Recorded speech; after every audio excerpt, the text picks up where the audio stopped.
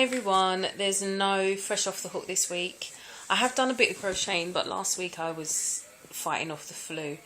And this week, or this past couple of days, I have just been preoccupied with what's been happening on the news. So I haven't got any crochet to show you this week, but hopefully next week.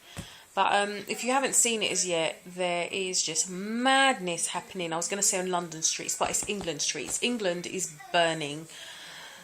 What happened, what started, well, we don't even know how it started, but the news that we've got is last Thursday a man was shot by police in an inner city area. His family came out on Saturday, 2 days later, to protest and ask, we want answers because they felt they hadn't had anything substantial from the police. From that, a riot broke out. And there have just, I can only describe it as boils of violence just bursting out everywhere else in kind of copycat violence and just mindless, senseless madness.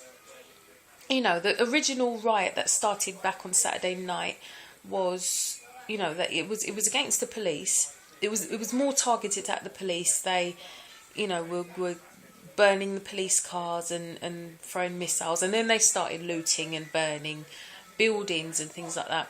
But from that, you've just got random people's cars on the streets just being set alight. Burglaries are taking place.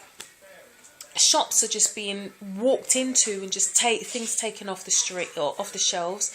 All the big retail stores, their laptops, computers, trainers or sneakers, everything's, there's shops that are just empty, and you just think, why on earth? I just can't believe it. I'm like 30 miles away from London, and you think, and when it all started, I thought, oh, thank goodness I'm away from it, My thoughts are with those who were in it, but I thought, oh, thank goodness I'm away from the madness. But it's everywhere. It's everywhere. It's all over London, and it's coming out of London as well. It's been Birmingham, Manchester, Leeds. I haven't heard Manchester actually. Birmingham, Leeds, Bristol, different areas. Nottingham, it started, and now in the area that I live.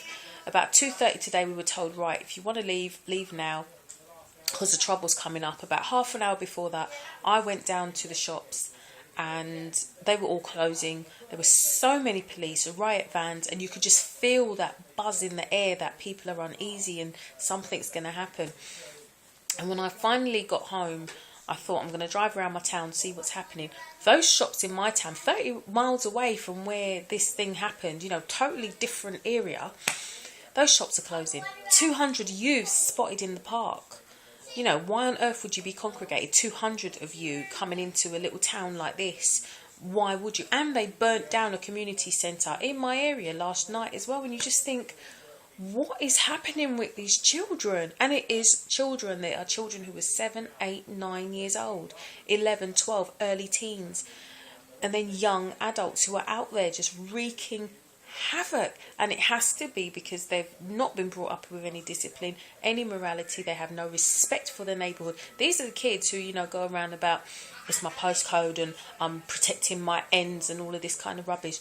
These kids are burning down these ends that they were protecting up until last week. They're burning it down. And people are saying, oh, the kids are crying out for help. I think my brother said it best. The only help that these kids are crying out for is, can you help me carry this plasma TV that I've just stolen? Can you help me carry these trainers that I've just stolen, and all of these mobile phones and designer sunglasses and glasses frames that I've stolen? That is the help that these kids are crying out for. Because last week they were not crying out for help to find employment. They weren't bothered. They were not concerned. I just can't believe it. These are the kids who, when they were 2, 3, 4 years old and, misbehaving, their parents would say, oh, leave him, he's just asserting his independence. So they didn't have to listen to their parents, got into school when the teachers can't do anything, can't discipline them, and then you can't restrain them because it's their human rights and it's assault. And now look at our streets. That is the outcome. What you sow, you shall reap. The chickens have come home to roost. That is what's happening out there. The lack of discipline, morality, respect that these children have never had throughout their lives. This is it.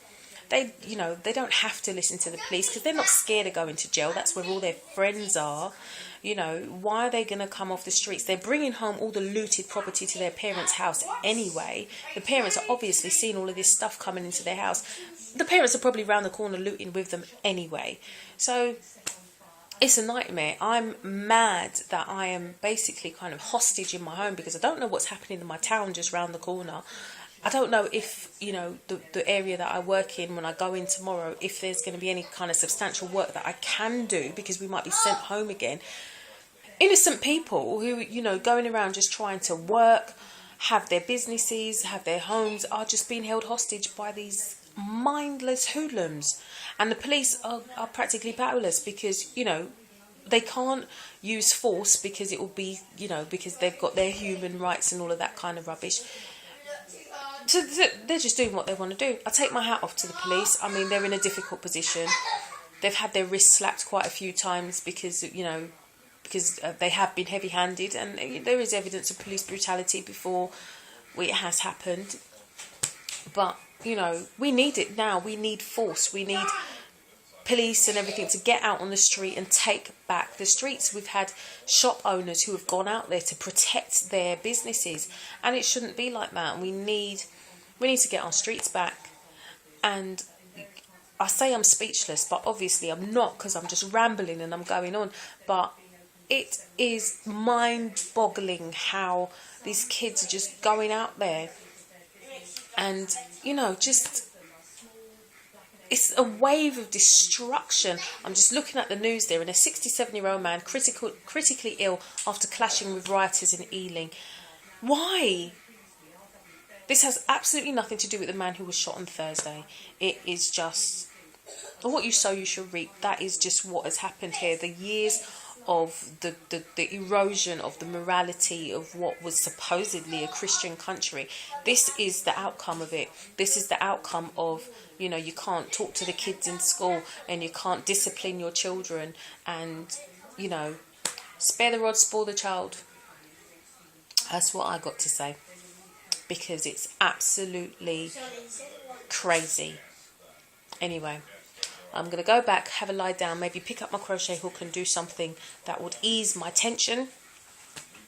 And hopefully this will die out tonight. There's going to be 16,000 officers on the ready tonight. So I'm hoping that they can pick up as much of these crazy people as they can and get it over with, so that we can go back to some sense of normality. And apart from a lobotomy, I don't really know how they're going to stop these crazy people from doing this. But anyway, have a great week, everyone. Happy crocheting.